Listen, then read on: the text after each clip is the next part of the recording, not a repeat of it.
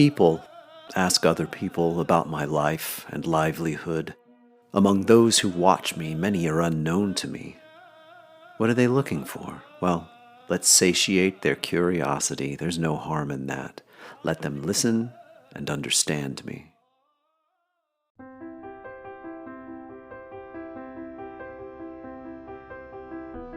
Welcome to Season 2 of the Dybbukast, the show in which we ask, what do poems, plays, and other creative texts from throughout history tell us about the times in which they were written? And what do they reveal about the forces still at play in our contemporary societies?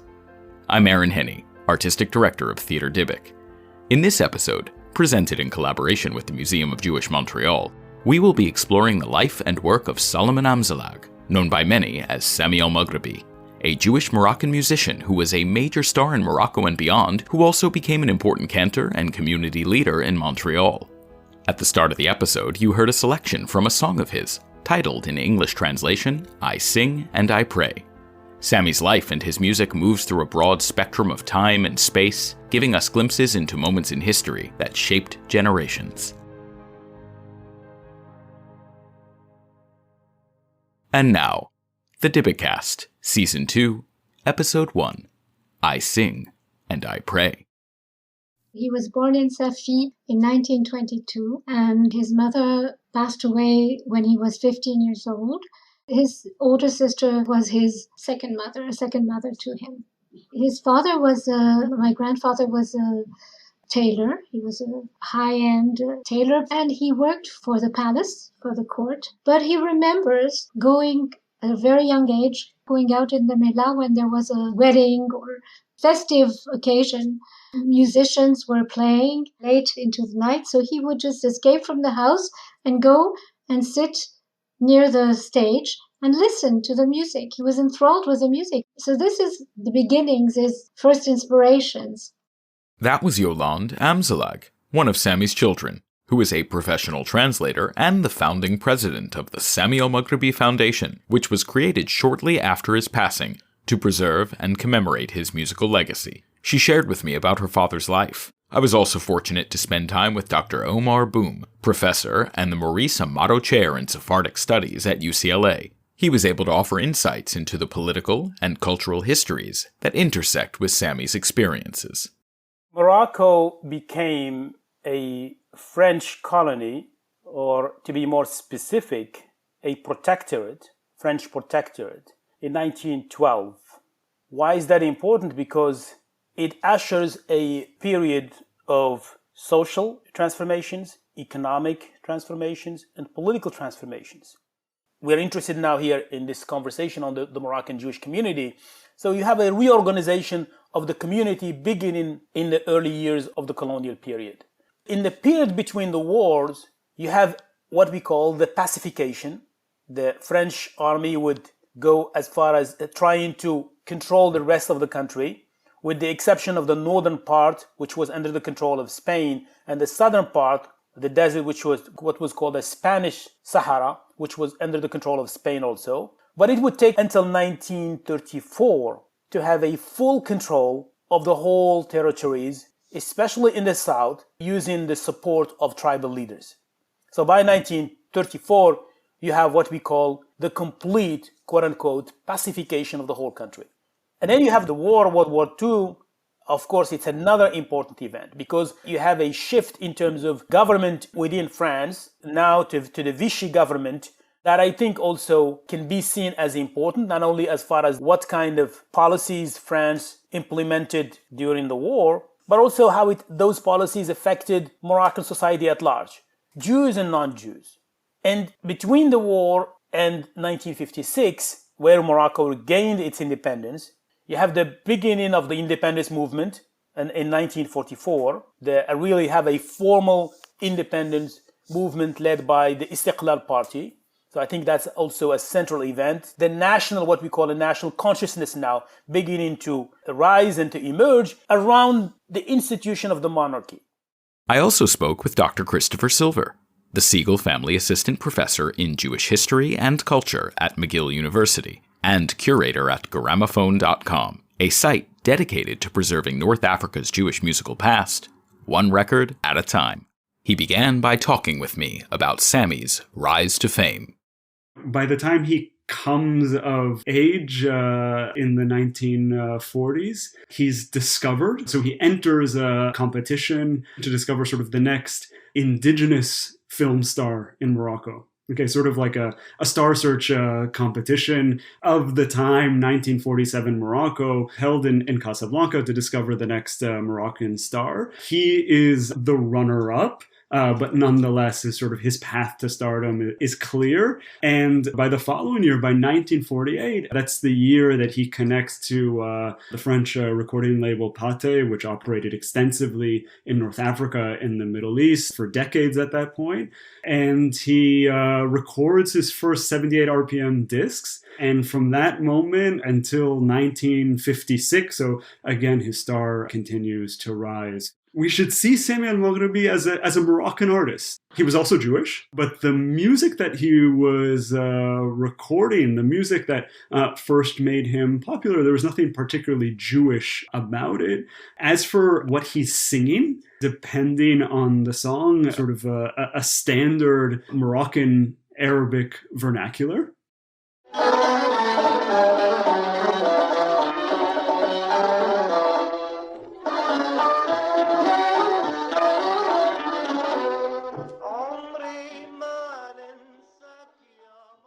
The first hit that he had was the Omri Man Nsek Mama, which is the song about his mom. And it speaks to something which is important for Muslims and Jews in Morocco, the power and the importance of parents, and especially the sacredness of mothers.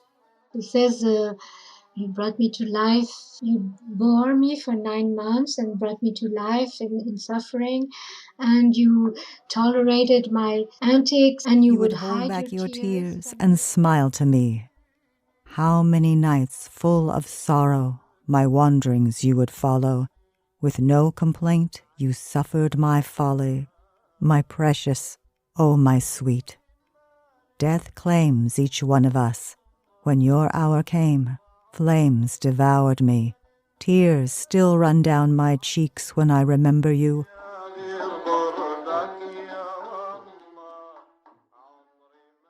He also goes on to found one of the first independent record labels in Morocco, appropriately named Samiphone, after his first name. And he will tour not only across Morocco, France as well, but also in Algeria, where he's incredibly popular.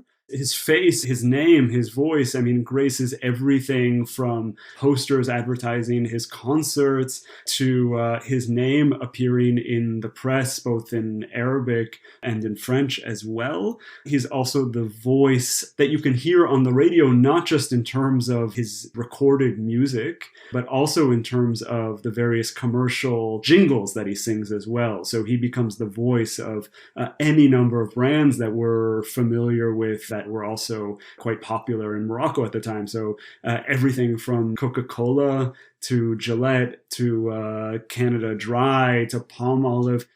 I really believe that there was a coexistence and based on the relations. Judaism and Islam lived side by side. You have people are building social relations that are built on connections, on partnerships, economic partnerships, on social relationships. That's why Samy resonates with Muslims and Jews, because Samy and Samy's music is the ultimate expression of what it is to be a Moroccan from Casablanca or Dibdou or Marrakesh, and he does it in the Moroccan dialect. I like to think of him from that era, not just one of, if not the most popular artist of the period, not just the voice that defines a decade plus, but someone who really provided this soundtrack to a really pivotal historical moment in Moroccan history. So the moment when France will quit Morocco and Tunisia and eventually Algeria as well. And everywhere at that moment is Samy Elmaghribi. His story connects to these major events, national events.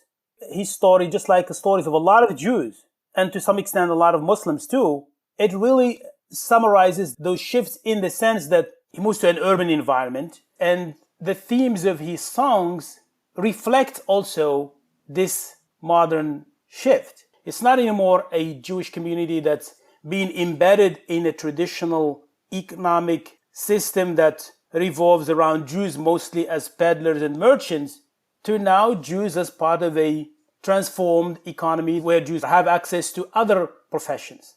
And being a musician, as well as not only at the national level, but also a musician with a North African name, but also with a name that goes beyond North Africa. It's part of also the French audience and the French market.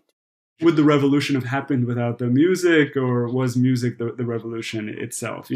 Of course, it's hard to say.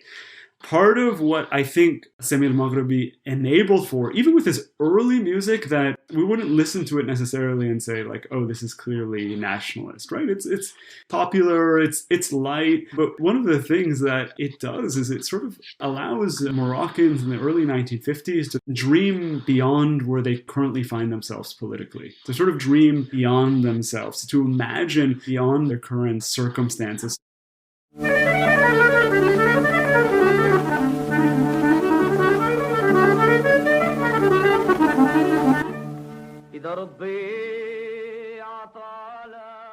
So he has a song called El-Mlain, and the lyric basically goes, should the Lord bless you with money, don't cling to it at all, honey. Money isn't something to save, for no one takes it to the grave. If I had money today, I would spend it my way. I would seek beauty wherever it is found. I would cross oceans, float on clouds. I would find my beloved with all her splendors. For her, I would build a palace of wonders. With my beloved, I would spend every night in her entangled curls.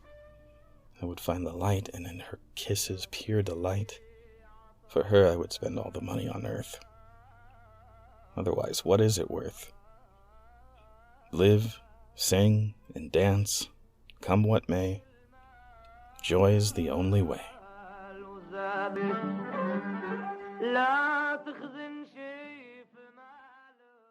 It's the realm of the possible that is being expressed in vernacular Arabic for the masses. And we know from some of the archival records, from his own personal letters, etc., that people have picked up these lyrics and are using them in various ways. For example, fishmongers in the souk, in the marketplace, using some of these lyrics to call out their customers. So now, is this revolutionary? It's hard to say, but he is providing Moroccans with a certain vocabulary that they're picking up. And certainly when you get into the more explicitly nationalist music, the impact is clear there, because we're also finding that music on the lips of ordinary Moroccans who are repurposing and using it to take pride in what they're doing in that great nation-building exercise of anti-colonial nationalism, independence, etc.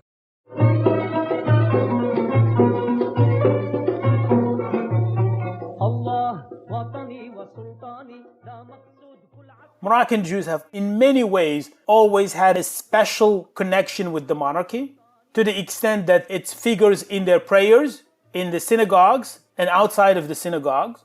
It's also reflected in the relationship between Jews and, during the war period and the post-war period, the way they viewed Muhammad V as their savior. I think it was in 54 or 55, the family moved to Paris for a few months, and at the time, it was also linked with King's exile to Madagascar in 1953. So after the King's exile, my father felt maybe threatened, or because he was a nationalist and he had composed nationalist songs. So I think he felt that he needed to sort of try and find a safer ground in France. The event that triggered his departure was that he had a police investigation because of his nationalist songs. Toward the end of 1955, this is not how historians like to speak, but the writing is on the wall in terms of the end of the French protectorate regime in Morocco. So the French have now entered into negotiations with Sultan Mohammed ben Yusuf, Mohammed V, the very sultan that they had exiled earlier. The French have entered into negotiations with him to bring him back to Morocco, where he's going to not just reign but rule. He's going to transition from being a sultan to a king. Then in 1955, the king returned from Madagascar, and my father composed that song to welcome him to Morocco. And he says that within a day or two, the song was composed and recorded in one of the Paris cabarets where he used to perform at night, because this was the way he earned a living, was singing at night in a cabaret.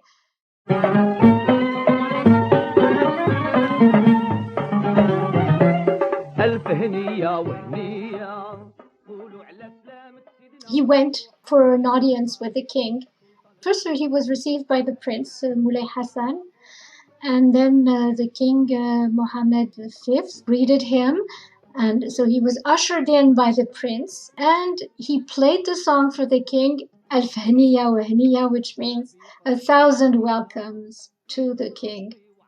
To His Majesty Mohammed V, our beloved king, 1,001 greetings. Welcome to our Lord Mohammed V, Sultan of Morocco. My friends, rejoice with me. I pleaded with God, and He granted my wish. He returned my Sultan to me, and my heart is at peace after a long agony.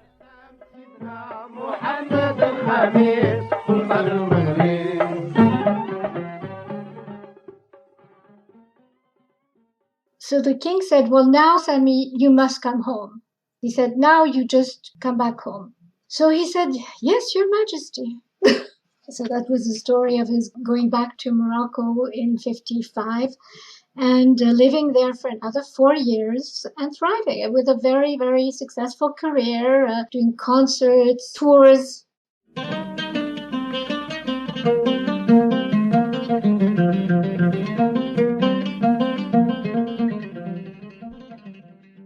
Samy Elmaghribi leaves Morocco in 1959, so that's 3 years after Moroccan independence. Why he does it is a difficult question, because I think, sometimes historians, perhaps who don't always have that sort of lived experience, project a certain politics on departure. The notion is that it was an ideological choice to leave, rather than recognition that the Moroccan economy was in a terrible state. Many had left by 1959, 1960. Something like a third of the total Jewish community had departed at that point. So that's about 90,000 people. I've always thought that the migration of Jews of Morocco, it was a major loss to Morocco. This is a very educated community because they had access to modern education before the Muslims. I'll give you an example for this. The design of some of the textbooks, Arabic textbooks, in the post-independent period was done by Moroccan Jews. The writings of even some legal systems was done by Moroccan Jews. So just to show the void that they created. I was only 2 when we left Morocco, but I remember that we, just before leaving Morocco that year in 58 or 59, my father recorded a classical Andalusian, can't say song, it was like a whole piece, it's like a whole nuba. He recorded it with my sisters and my brother in a studio in Morocco. It was probably Radio Maroc. So that was the beginning of a series of recordings that he did with us, with the whole family, with his children.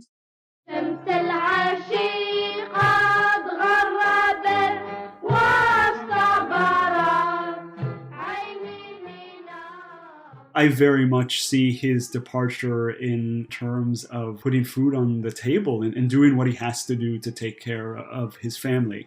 He was the breadwinner for that family, and as well as responsible for his extended family as well.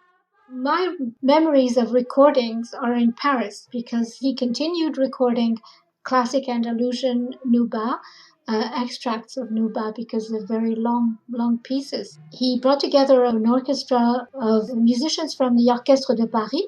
He wrote the music so that they could play it. It's very difficult to write Arabic music in sheet music or notes because you have to have special signs and special sounds that are difficult to render in that language. I think he even invented notations so that the European or Western musicians could decipher the music and also play it in a way that was acceptable to an Arab audience. This is my memory of our family career in Paris. We would learn the songs. Of course, we didn't read Arabic, so he would transliterate the words. He would teach us how to pronounce them very properly, and we would rehearse almost every night before the recording. We were completely involved in that project. And that was in the early 60s, 62, 63. And then there was the Haggadah, which was also recorded with the family. Baruch atah Hashem, Baruch hu Baruch Shemo. He also recorded before the Haggadah, or maybe at the same time, he had a series of records where he recorded piyutim and prayer excerpts, which was called Le Chant des Synagogues.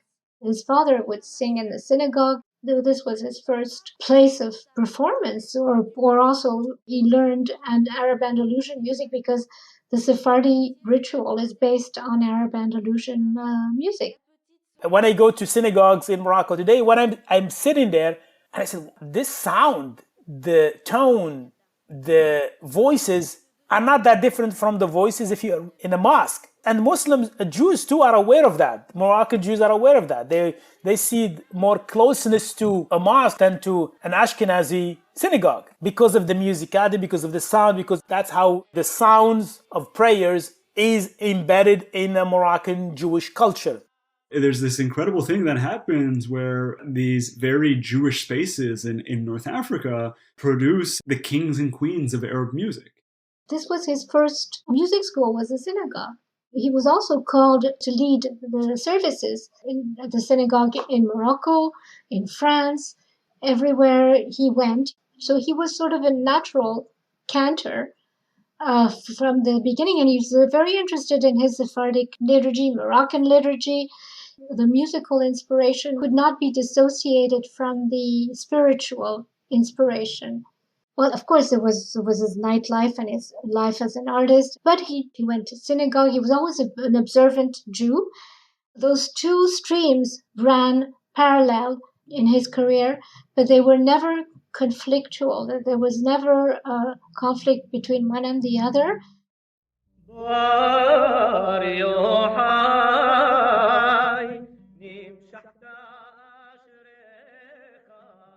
With exile, with migration, you can make that decision to separate. And with time, you start forgetting. And with the forgetting, that culture and tradition you have in your home, the home of origin, over time it gets to dissipate, to get erased, to be replaced by something else. He felt that there was a world that was disappearing in Morocco. Moroccan Jews were leaving. When we came to Paris, he wrote that song, Ma tibkish ya al-gharib, for immigrants, which means do not cry, stranger, do not cry, foreigner.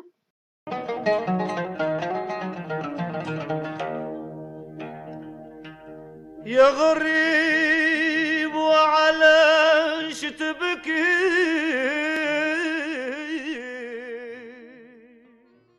He tried to capture in that song his own experience of feeling cut from his home country.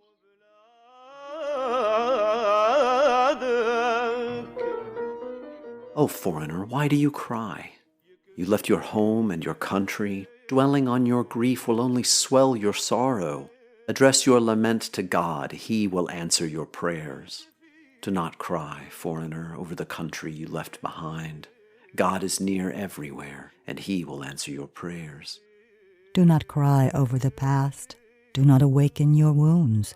Joy will brighten your life again and chase away your sadness. God is near everywhere, and He will answer your prayers. You gave up wealth and ease, such destiny you had not fathomed. You taught the meaning of exile to your family and your children. God is near everywhere, and He will answer your prayers. I think one of the advantages that both Morocco and its Jewish community, including Samy, have had, or they continue to have, is that they have never divorced. I think Moroccan Jews, even when they left, I think you have to give Hassan II some credit here, because he really never severed, politically speaking, that relationship. And so he've always considered Moroccan Jews as ambassadors. Even when they leave, Samy never lost his Moroccan citizenship, because by law, you always have access to Moroccan citizenship because you don't lose citizenship, whether you're Jewish or Muslim.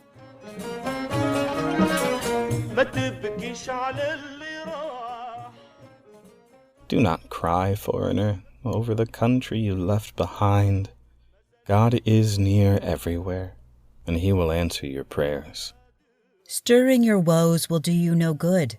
Look ahead, awaken from your blues. Wherever your life is today, that is where you belong.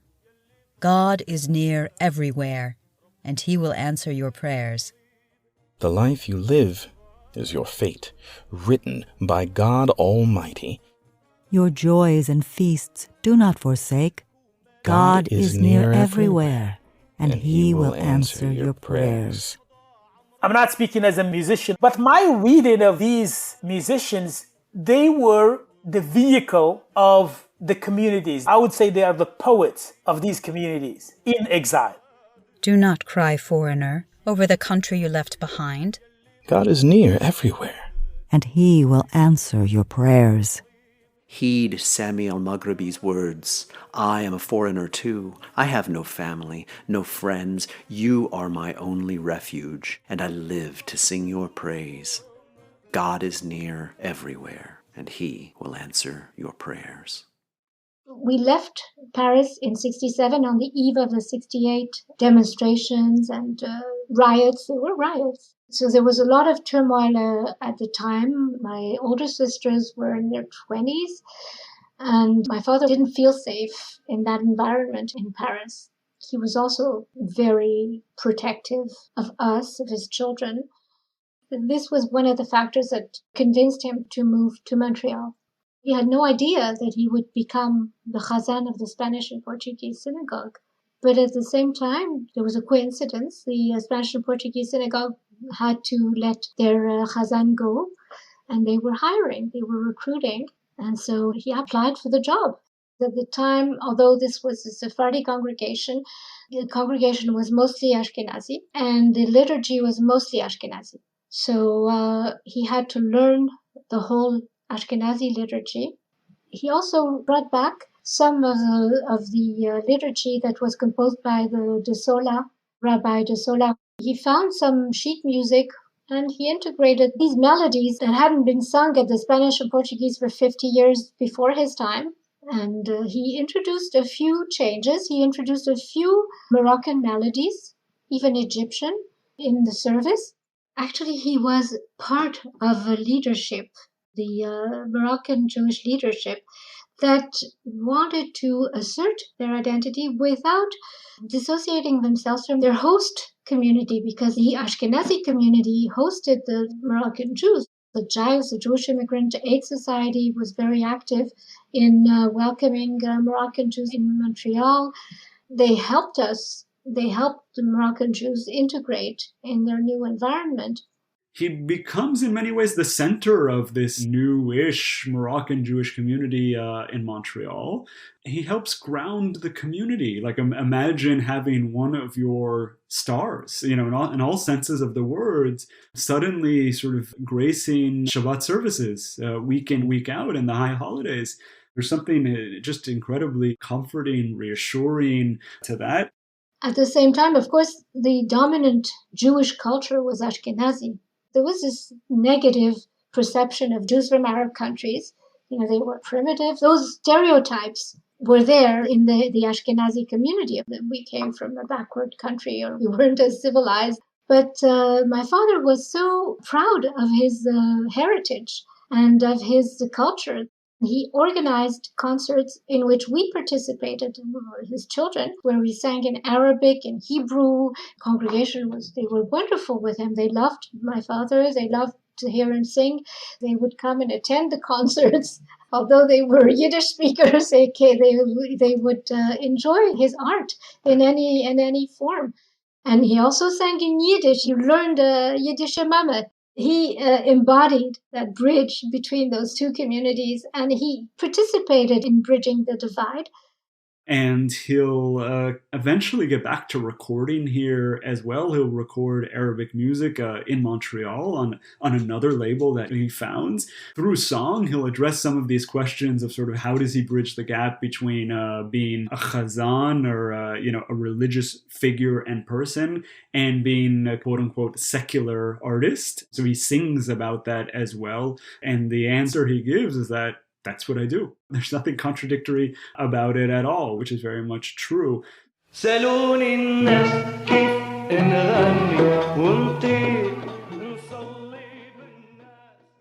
People ask me, how can you be both a singer and a prayer leader? To them I say, never will I forsake my art. I will always worship God and entertain people. He'll have sort of a comeback isn't the right word, but he has this in the 80s. He gives a concert here at the main concert venue in the city. In some ways, it's a full circle moment. It's an energizing moment. Even in sort of like that early-ish stage of his life, right? By the 80s, he's in his 60s at that point. Still got a lot of life to live, of course. And he can look back on just the last few decades and find himself as a pillar of a new community in Quebec and Canada. I think the legacy is I tried to express it in the mission of the Fondation Samy Elmaghribi. The mission of the foundation is to use music as a means to cross all borders, whatever they may be, religious, territorial, or political. The best way to pay tribute to him was to use his music and his musical legacy as a passport, because it's poetry, it's inspiration, and inspiration has no territory, it's free. Thank you for listening to this episode of the Dybbukast, I Sing and I Pray. Readings of English translations of lyrics from Sammy's songs were performed by actors Julie Lockhart, Clay Steakley, Diana Tanaka, and Jonathan C.K. Williams. Thank you to Yolande Amzallag, Dr. Christopher Silver, and Dr. Aomar Boum for sharing their insights. Original English translations were created by Yolande Amzallag, and thanks also to Yolande for providing us with recordings from Sammy's catalog.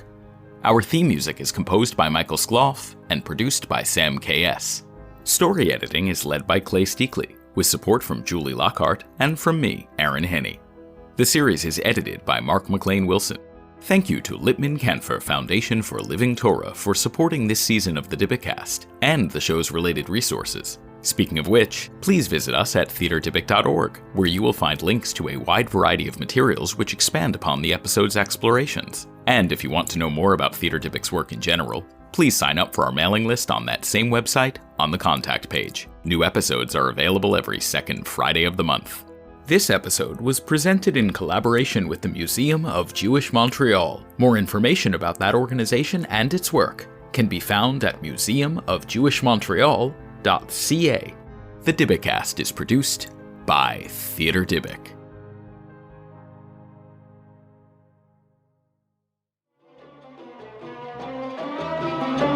نصلي ونغني من صغري. I pray and sing since childhood. True to God and the people. I always remain. I am forever Elmaghribi, Samy who loves all the people.